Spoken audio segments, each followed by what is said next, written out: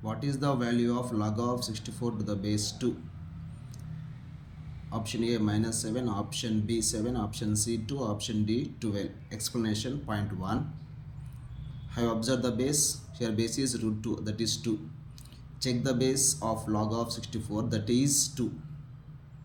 So you can change 64 also into exponential form with same base, that is 2.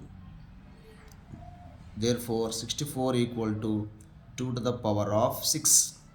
Therefore log of 64 to the base root 2 is equal to log of 2 power 6 2 to the power of 1 by 2 is equal to 6 by 1 by 2. Log of 2 to the base 2 is equal to 6 into 2 into 1 is equal to 12. Here by using this loss, which loss?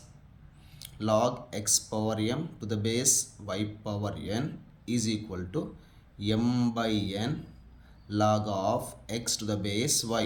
Do you know the power rule? According to power rule, the next law, second law, log of a to the base a is equal to 1. So by using these two laws, we simplified the last point. So therefore our answer is 12. When solving this type of problems, first you focus on the base.